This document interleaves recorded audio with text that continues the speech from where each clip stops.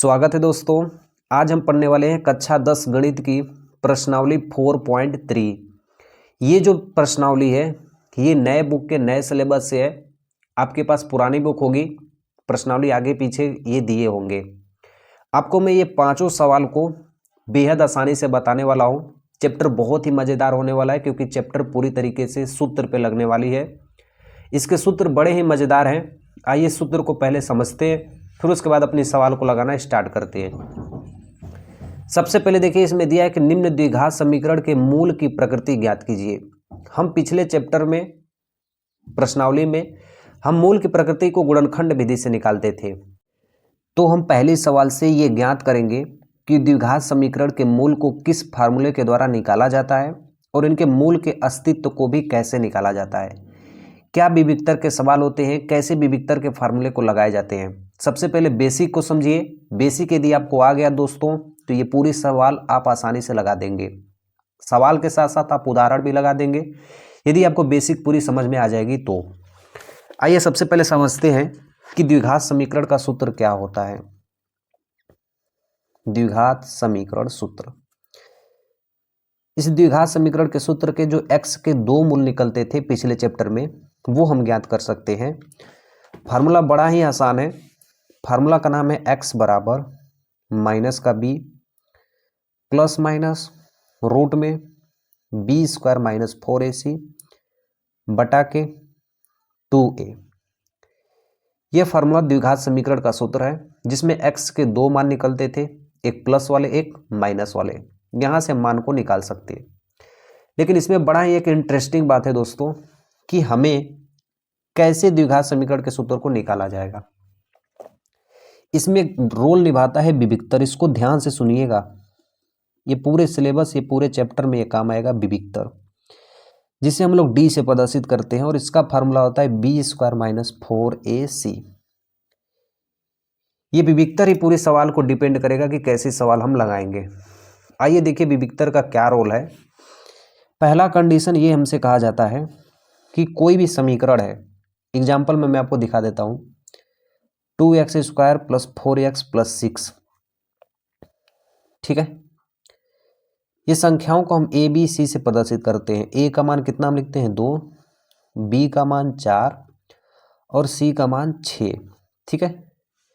यदि a b c का मान इस विविक्तर में रख दिए और b स्क्वायर माइनस 4ac का मान यदि 0 से बड़ा हुआ, b स्क्वायर माइनस 4ac का मान 0 से बड़ा हुआ, तो x के दो सूत्र होंगे।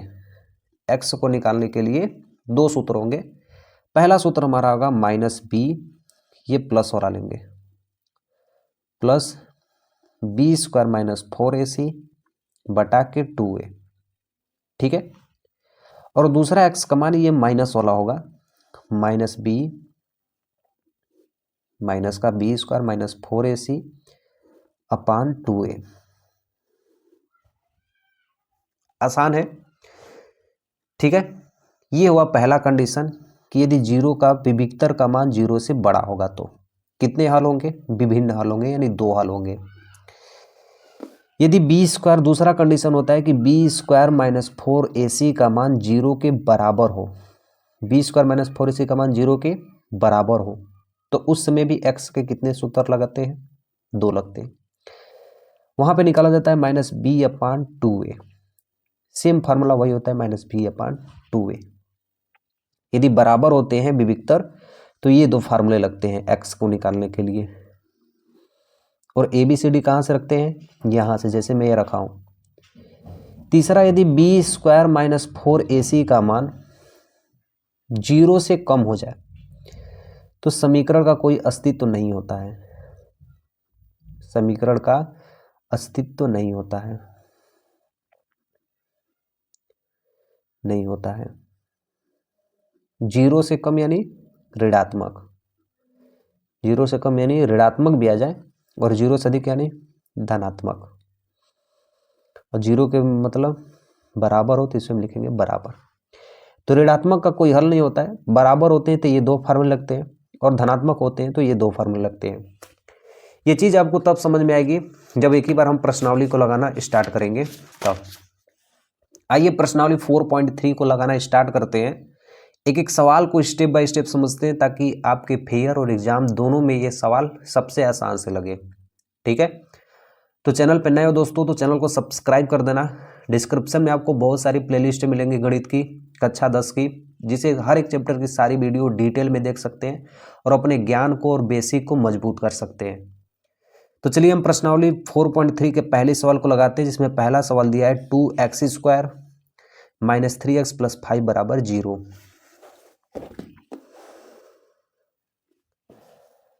पहले का पहला दिया है 2x² - 3x + 5 = 0। सबसे पहले यहाँ पे मान लिखेंगे। a का मान कितना प्राप्त हुआ है 2, b का मान -3 और c का मान कितना प्राप्त हुआ है 5। अब हम निकालेंगे विविक्तर। अतः विविक्तर का फॉर्मूला होता है d = b² - 4ac। निकाल दें। इस b की जगह b का मान रखेंगे -3, 4, a की जगह a का मान रखेंगे और c की जगह c का मान रखेंगे। यदि मैं इसको हल करूं तो 3 तिली के 9, माइनस का वर्ग होता है तो माइनस हट जाता है। 4 दूना के 8 5 40। जब इसको हल किया जाएगा तो -31। अब ये जो वैल्यू आ रही है यह विविक्तर का मान किस में आ रहा है माइनस में। माइनस यानी ये चीज ऋणात्मक में मिल रहा है हमें। किस में मिल रहा है ऋणात्मक में मिल रहा है। तो हम लिखेंगे कि अतः मूलों का अस्तित्व नहीं है। कैसे हमने प्राप्त किया, ऊपर मैं आपको बताया हूं कि यदि विविक्तर का मान 0 से कम हो या ऋणात्मक हो तो समीकरण या अस्तित्व नहीं होता है, उस समीकरण का कोई अस्तित्व नहीं होता है। उसी तरह हमने लिख दिया कि यदि b² - 4ac का मान ऋणात्मक आ गया तो इसके मूलों का अस्तित्व नहीं होता है, और ये हमारा क्या होगा राइट आंसर। ठीक है, अब हम चलते हैं अपने दूसरे सवाल पे। पहले का दूसरा 3x² - 4√3x + 4 = 0। देखिए हमारा सवाल दिया गया है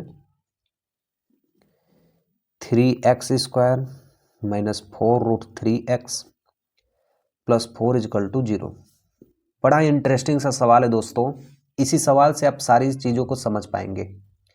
चलिए सबसे पहले हम निकालते हैं a का मान 3, b का मान -4√3 और c का मान कितना है 4। अब हम विविक्तर को निकालेंगे। विविक्तर या विविक्तिर दोनों कह सकते हैं। d = b² - 4ac। सभी वैल्यू को यहां से हम रख देते हैं। b यानी इसका वर्ग -4√3 का वर्ग -4 इंटू a का मान क्या रखेंगे 3, c का मान 4। ऐसे कंडीशन में ब्रैकेट को हल करने के लिए एक थोड़ा सा बेसिक समझ लीजिए। 4√3 का स्क्वायर जब किया जाता है तो ये स्क्वायर 4 पे भी आता है, ये स्क्वायर 3 पे भी आएंगे। तो 4 का वर्ग कितना होगा 16, और रूट का स्क्वायर होता है तो रूट खत्म हो जाती है, सिर्फ 3 बचेगा, और 16 3 48। ठीक है, तो इसको हल किए तो कितना आया 48। इस माइनस का वर्ग करेंगे तो प्लस, 4 चौके 16 3 48, और 48 में से 48 को घटाएंगे तो हमारे पास कितना प्राप्त होगा 0। तो हमारे पास जो विविक्तर का मान आया है वो d का मान कितना आया है 0। d का मान 0 है। अतः मूल क्या है इनके बराबर है। और मैं आपको बताया हूं दोस्तों पीछे, यहाँ पे देखिए कि यदि मूल बराबर होते हैं तो 2 फार्मूले लगते हैं। देखिए यदि मूल बराबर हो तो 2 फार्मूले लगते हैं। दोनों एक ही फार्मूला है लेकिन 2 बार हम इसको हल लिखते हैं। b - b/2 है। ठीक है, तो यहाँ पे लिखेंगे कि अतः मूलों का अस्तित्व होगा। अतः मूलों का अस्तित्व होगा। अब हम उसी फार्मूला से इसको लगाना स्टार्ट करते हैं। एक्स के फार्मूले थे -b/2a, एक्स बराबर -b/2a। उसी चीज़ को 2 बार करनी है। हम यहाँ पे लिख देते हैं b का मान है -4 करड़ी में 3, ठीक है। तो ये माइनस पहले से ही है, -4 करड़ी में 3/2 और a का मान है 3, ठीक है। इसको हल करेंगे। बड़ा इंटरेस्टिंग सा ये भी सवाल है। इसको हल करना आपको आसान बताता हूँ। माइनस का गुणा माइनस में करेंगे तो प्लस, तो इतना चीज़ हमारा प्लस हो गया। 2 दूनी के 4, यानी ऊपर बचा 2√3 बटा के 3। अब ये देखिए, इस 3 को हम लिख सकते हैं। आपको मैं बताया था कि यदि कौवा है तो इसको करड़ी में कौवा गुणे करड़ी में कौवा लिख सकते हैं। उसी तरह यह जो चीज़ है इसे हम हल कर रहे हैं। 2√3 ऊपर ही है, इस 3 को हम लिख सकते हैं √3 गुणे √3। एक रूट से एक रूट कट गया तो बचा कितना, 2/√3, यानी एक मूल का मान कितना आया है, 2√3। सेम यही मान दोबारा हमको करना है। सेम फार्मूला के यूज से करेंगे। x बराबर -4√3/2 × 3, a का मान रख दिए और ये b का मान। हल करेंगे तो सेम चीज़ यही आएगा, इसलिए हम एक ही बार लिख देते हैं 2√3, ठीक है। तो उनके मूल कितने होंगे, 2√3, 2/√3। इस तरह हम सवाल को लगा सकते हैं सबसे आसान तरीके से, ठीक है। अब हम आते हैं इस दूसरे वाले, इस पहले के तीसरे सवाल पे। 2x² - 6x + 3 = 0। तो हमारा जो तीसरा सवाल दिया है वह है 2x² - 6x + 3 = 0, ठीक है। सबसे पहले मैं a का मान लिखता हूँ 2, b का मान -6 और c का मान 3। अब लिखेंगे विविक्तर, अतः विविक्तर d बराबर b² - 4ac। bac का मान यहाँ से रख देते हैं, ये -6 का स्क्वायर -4 गुणे a का मान 2 और c का मान 3, सचा के 36, 4 दूना के 8 लिखे 24, ठीक है।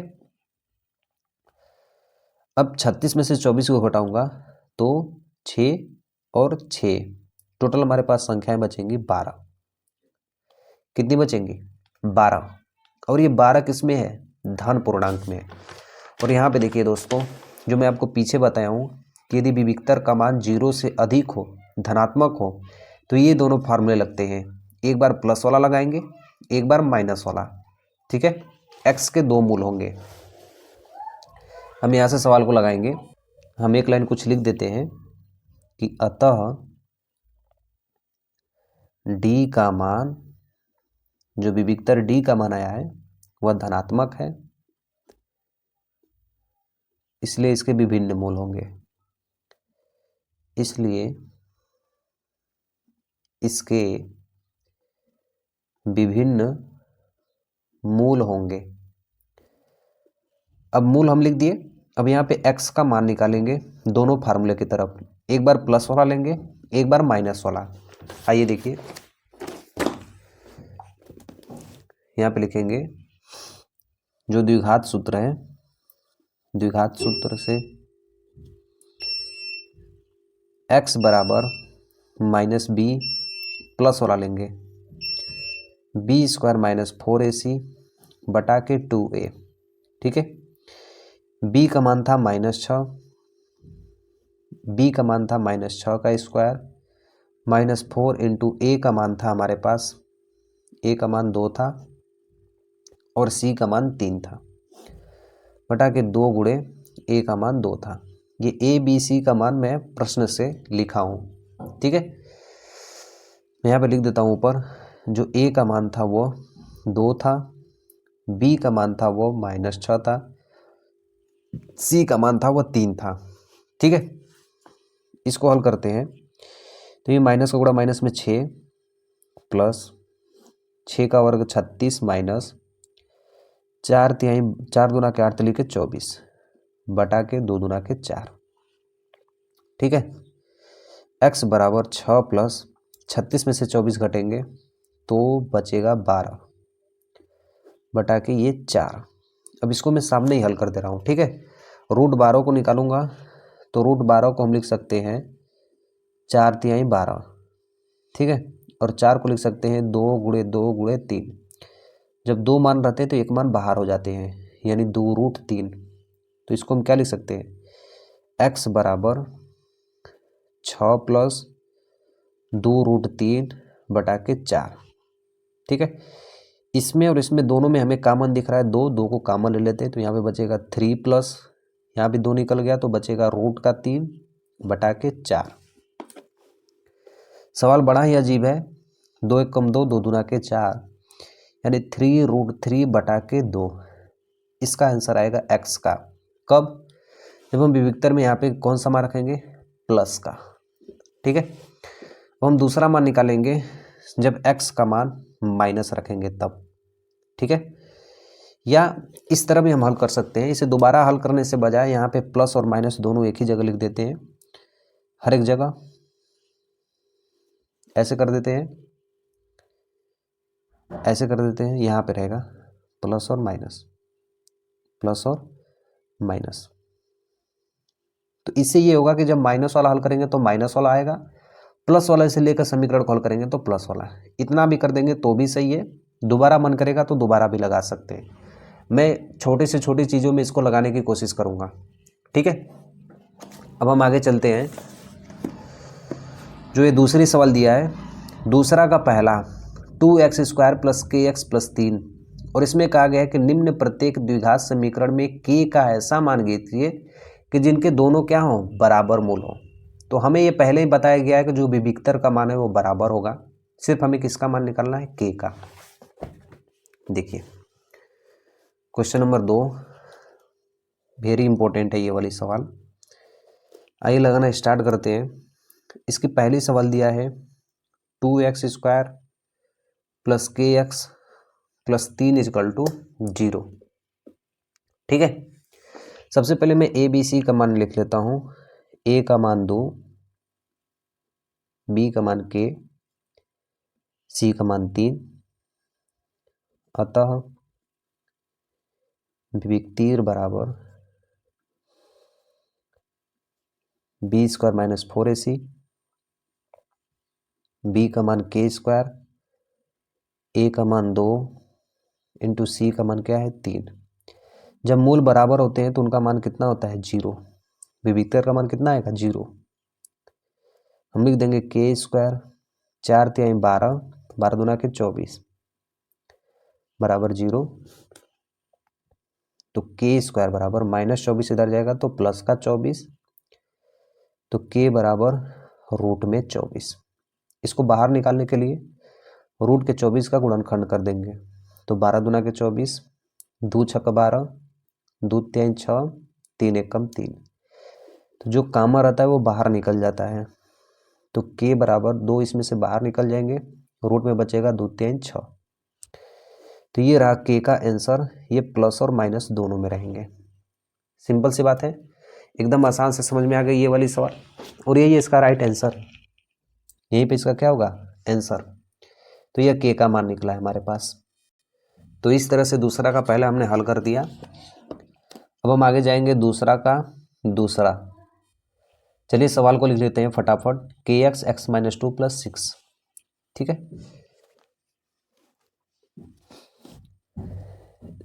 सवाल दिया है हमारा k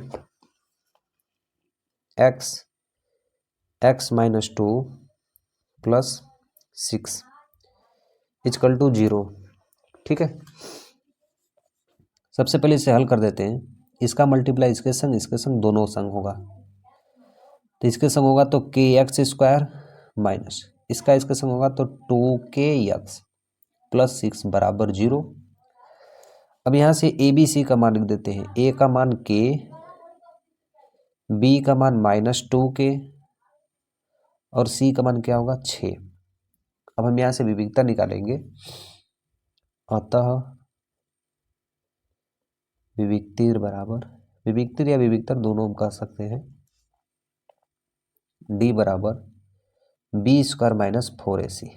ठीक है, बी स्क्वायर यानी -2 के का स्क्वायर, विविक्तिर का मान क्या होगा 0 होगा क्योंकि क्वेश्चन में कहा दिया गया है, -4 इंटू ए का मान क्या होगा के इंटू सी का मान क्या होगा 6।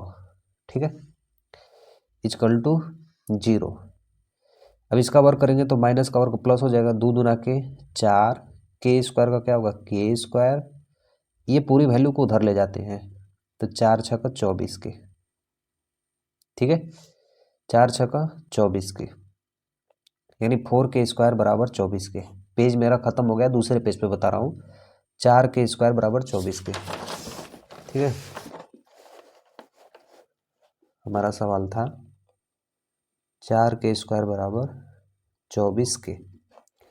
ठीक है, अब यहाँ से हम मान को निकालेंगे। जैसे देखिए, इस के से एक के को हम काट सकते हैं। ठीक है, यहाँ पे के का गुणा यदि के का यहाँ पे भागा होगा तो 4 के स्क्वायर, ऐसे करते हैं हम ना, के वाले को इधर ले जाते हैं, 4 को उधर भेज देते हैं, तो के स्क्वायर बटा के बराबर 24 बटा के 4। देखिए कैसे मैं क्या हूँ, के का गुणा यहाँ पे आया तो भागा में हो गया, यहाँ पे 4 यहाँ पे गुणा था, यहाँ पे गया तो भागा में, एक के से कट गया और 4 छक्का 24, तो के का मान कितना आया 6। ये प्लस माइनस का मतलब होता है कि एक बार के का मान +6 और एक बार के का मान -6, इस तरह इस के का मान होगा। ठीक है, अब देखिए, आइए तीसरे सवाल की ओर देखिए। हमारे जो तीसरे सवाल दिया है, क्या एक ऐसी आम की बगिया बनाना संभव है जिसकी लंबाई चौड़ाई से दोगुनी हो और उसका क्षेत्रफल 800 मीटर स्क्वायर हो, तो उसकी लंबाई और चौड़ाई ज्ञात कीजिए। यदि हमें लंबाई और चौड़ाई का मान धनात्मक में प्राप्त हो जाता है तो हम मान लेंगे यह चीज संभव है। कहने का मतलब ये है सवाल का कि यदि सवाल हमारी लग जाती है तो हम मान लेंगे यह सवाल संभव है, यदि नहीं लगती है तो इसको कहेंगे कि यह सवाल संभव नहीं है। सबसे पहले क्वेश्चन को समझते हैं। एक आम की बगिया है, इसकी लंबाई चौड़ाई की दोगुनी है। एक कोई आम की बगिया है और इसकी जो लंबाई है वो चौड़ाई की कितनी है दोगुनी, तो हम चौड़ाई को x मान लेंगे, लंबाई को 2x। हम यहाँ पे लिखते हैं हल, लिखेंगे माना बगिया की चौड़ाई x मीटर है। ठीक है, और लंबाई यहाँ पे लिख दीजिएगा, बगिया की लंबाई कितनी होगी 2x मीटर। और क्वेश्चन में हमें दिया है कि यदि इनका क्षेत्रफल 800 मीटर स्क्वायर हो तो लंबाई और चौड़ाई ज्ञात कीजिए। तो हम किसी भी आयत या वर्ग का क्षेत्रफल होता है लंबाई गुणे चौड़ाई बराबर आयत का क्षेत्रफल होता है। लंबाई कितना है x है, चौड़ाई कितना है 2x है, बराबर आयत का क्षेत्रफल यानी बाग का क्षेत्रफल कुछ भी लिख सकते हैं 800 है। तो ये 2x स्क्वायर बराबर कितना होगा 800। ठीक है, 2 से इसको काटेंगे तो 400 बार में कट जाएगा, और x बराबर स्क्वायर उस तरफ जाते हैं तो करड़ी बना लेते हैं। ये नियम बड़ा खास है, बहुत जगह यूज होता है। नोट में लिख दीजिएगा कि यदि रूट बराबर किस तरफ जाता है तो वह स्क्वायर में बन जाता है, यदि स्क्वायर इस तरफ जाता है तो करड़ी में बन जाता है। तो 400 को हम लिख सकते हैं 20 गुणे 20, यानी 400 का रूट निकालेंगे तो कितना बनेगा 20 सेंटीमीटर। यानी उसकी जो चौड़ाई होगी वो कितनी होगी, चौड़ाई कितनी होगी 20 सेंटीमीटर। यहाँ पे हम लिखेंगे चौड़ाई कितनी होगी 20 सेंटीमीटर, और लंबाई कितनी होगी 2x, यानी 2 में x का मान कितना है 20, यानी 40 सेंटीमीटर। तो हम यहाँ पे लिखेंगे अतः उस बाग की चौड़ाई 20 सेंटीमीटर और लंबाई 40 मीटर, सेंटीमीटर नहीं मीटर होगा। ठीक है, इस तरह से हम सवाल को लगा सकते हैं। अब इसके बाद हम चलते हैं अगला क्वेश्चन, क्या निम्न स्थिति संभव है? चौथा वाली, यदि है तो इनके वर्तमान आयु ज्ञात कीजिए। दो मित्रों की आयु का वो 20 वर्ष है, 4 वर्ष पूर्व इनकी आयु का गुणनफल 48 वर्ष था। ठीक है, तो यदि यह सवाल लग जाती है तो हम मान लेंगे यह स्थिति संभव है। पहला स्टेप दिया है कि दोनों मित्रों की आयु का योग 20 वर्ष है, यानी दोनों को मिला देंगे उनकी आयु को तो कितना वर्ष मिलेंगे? 20 वर्ष। चलिए सवाल को समझते हैं, ध्यान से देखिए। क्वेश्चन नंबर 4 है, यहाँ पे कुछ मित्र हैं, ठीक है, दो मित्र हैं, ठीक है, इनकी आयु का योग कितना है? 20 वर्ष। यदि एक को यक्स मान लेंगे, दूसरा का यदि हमको पता नहीं है तो यदि एक को हमने एक्स माना है, दूसरा का ज्ञात करना है यहाँ पे, तो 20 में से एक्स को घटा देंगे तो दूसरे वाले का क्या हो जाएगा? पता चल जाएगा, क्योंकि दोनों का योग कितना है? 20 है। 20 में से जिसका मालूम चल जाएगा उसको घटा देंगे तो दूसरे मित्र का क्या आयु हमको क्या कर जाएगी? पता चल जाएगी। ठीक है, हम यहाँ पर लिखेंगे, माना प्रथम मित्र की आयु x वर्ष, ठीक है, द्वितीय मित्र की आयु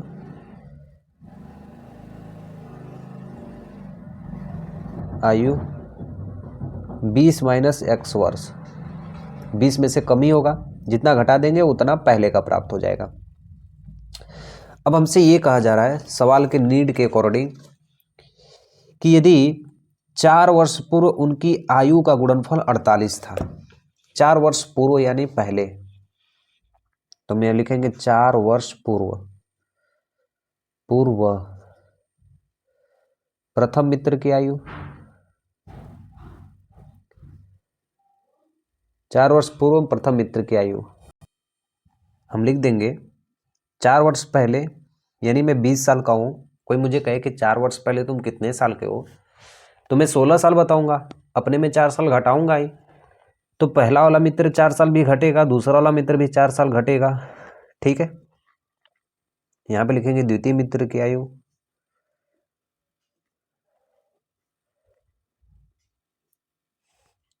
बीस माइनस एक्स माइनस 4 वर्ष, तो 20 में से 4 घटेंगे तो कितना?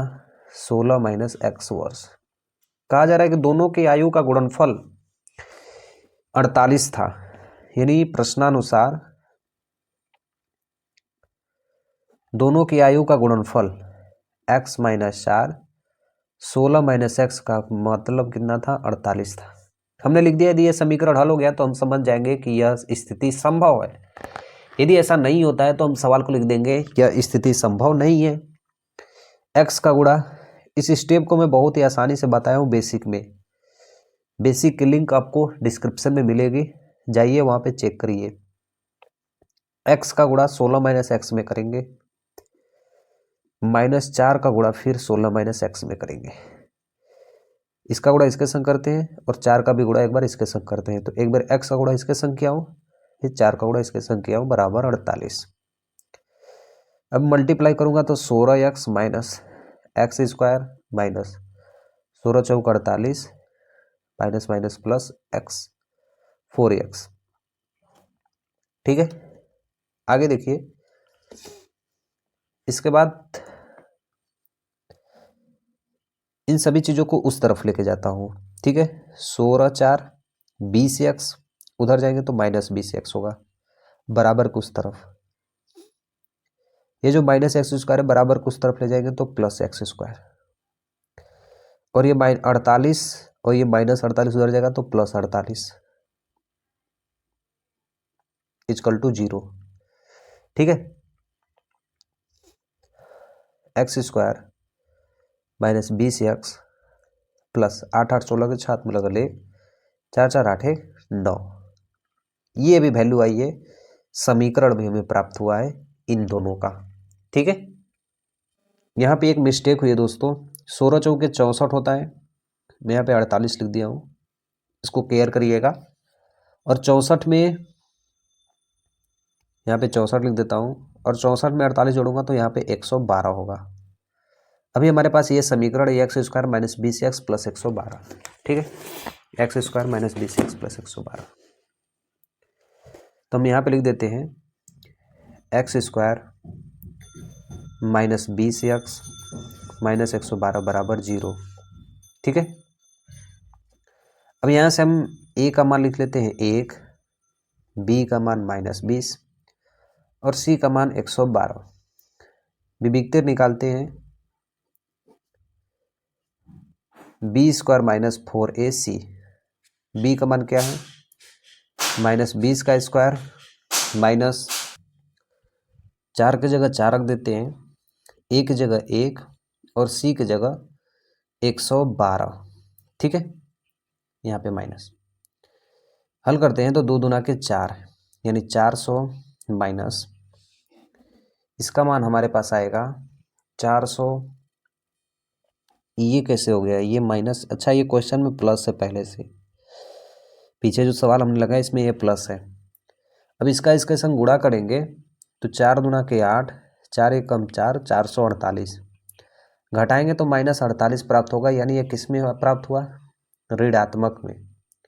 और ऋणात्मक में जब विविक्तर का मान आता है तो हम लिखते हैं क्या चीज कि समीकरण के मूल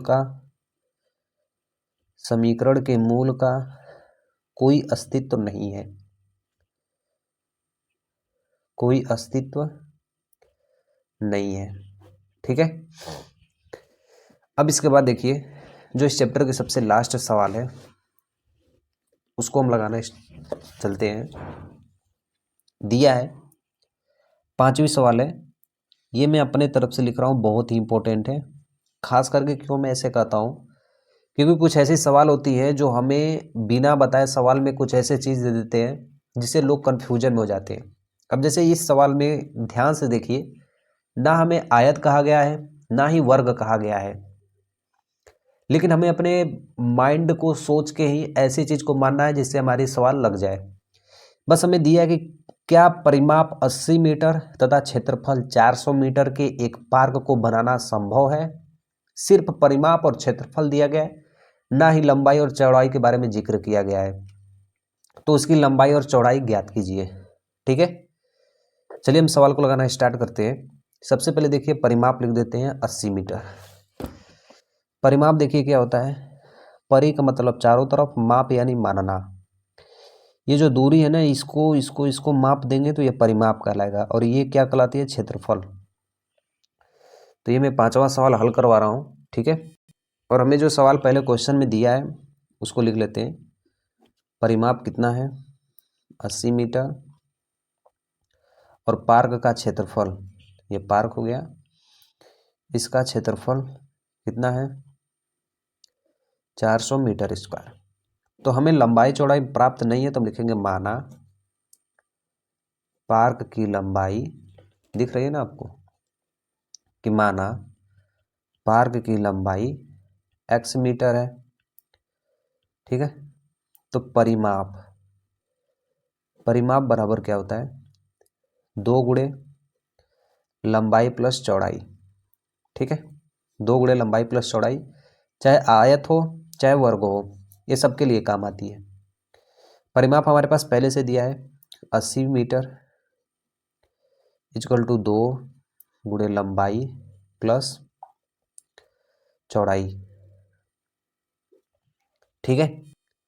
अब इसके बाद हम क्या करेंगे, 2 से 80 को काट देंगे तो 40 बार में कट जाएगा, क्योंकि 40 दूना के 80 होता है, डायरेक्ट हम काट सकते हैं। और लंबाई को हमने क्या माना है x प्लस चौड़ाई, तो हम चौड़ाई बराबर लिख सकते हैं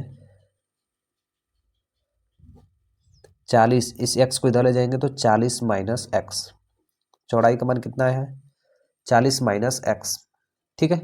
अब हमें दिया है क्षेत्रफल, क्या दिया है, क्षेत्रफल 400 मीटर स्क्वायर है, तो हम लिखेंगे दिया है, अतः लिखेंगे, अतः पार्क का क्षेत्रफल कितना है, फार्मूला क्या होता है, पार्क का क्षेत्रफल लंबाई गुणे चौड़ाई, चाहे वर्ग हो चाहे आयत हो, फार्मूला ये होते हैं लंबाई गुणे चौड़ाई किसी भी पार्क के क्षेत्रफल के लिए। पार का क्षेत्रफल पहले से दिया है 400, लंबाई हमने माना है x और चौड़ाई हमने निकाला है 40 माइनस एक्स। एक्स गुणा 40 में करेंगे तो 40x, एक्स गुणा x में करेंगे तो एक्स स्क्वायर। इन दोनों वैल्यू को इधर लेके आते हैं तो x square minus 40x plus 400 कैसे हुआ है, ये माइनस एक्स स्क्वायर इधर प्लस एक्स स्क्वायर, ये 40x इधर माइनस 40x, ये 400 पहले से ही था, अब इधर कुछ नहीं बचा तो क्या हो गया 0। ठीक है, अब इसके लिए हम ए बी सी का सबसे पहले मान निकालते हैं और यहीं से विविक्तर निकालेंगे। यदि लग गया तो हम समझ जाएंगे कि सवाल संभव है। ए का मान 1, बी का मान -40, सी का मान 400, अतः विविक्तिर बराबर डी बराबर बी स्क्वायर माइनस 4ac, ये बड़ा डी वाला रहेगा। बी स्क्वायर यानी -40 का स्क्वायर माइनस 4 इंटू ए का मान कितना होगा 1 इंटू सी का मान 400, 4 चौके 1600 माइनस 4 चौके 1600, तो मान कितना आया 0।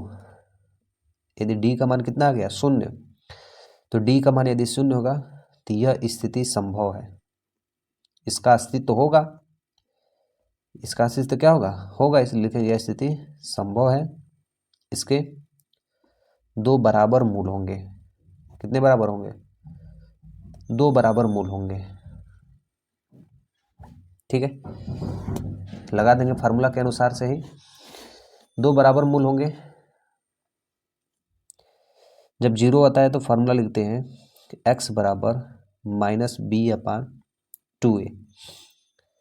b का मान कितना है 40, तो माइनस का 40/2 इंटू ए का मान कितना है 1, तो x बराबर माइनस माइनस प्लस ये काट देंगे तो x का मान कितना आएगा 20 मीटर। जब लंबाई का मान 20 मीटर आ गया तो चौड़ाई का मान कितना आएगा, जब लंबाई का मान कितना आ गया 20, तो चौड़ाई 40 में से x को घटा देंगे, लंबाई का मान कितना आ गया 20 मीटर, तो चौड़ाई को किस में घटा देंगे 40 में से 20 को घटा देंगे, यानी ये भी 20 मीटर, तो लंबाई भी 20 मीटर और चौड़ाई भी 20 मीटर होगी। ठीक है, तो इस तरह मैंने इस पार्क वाले सवाल को भी सॉल्व कर दिया और इसको सिद्ध कर दिया कि इसका अस्तित्व है। ठीक है, बाकी कोई भी दिक्कत होती है कमेंट एक बार कर दिया करो, मैं उसको ज़रूर बताने की कोशिश करूँगा, 24 घंटे के अंदर रिप्लाई दूंगा और तुम बताओगे यार तभी ना मैं आपकी हेल्प करूँगा। कोई भी दिक्कत होती है किसी भी टॉपिक से रिलेटेड, डिस्क्रिप्शन में जाइए, डिस्क्रिप्शन में जाने के बाद गणित के प्लेलिस्ट को चेक करिए और उसके बाद सभी चीज़ों को अच्छी तरीके से पढ़िए। ठीक है, मिलूंगा एक नए शानदार वीडियो के साथ, तब तक के लिए जय हिंद।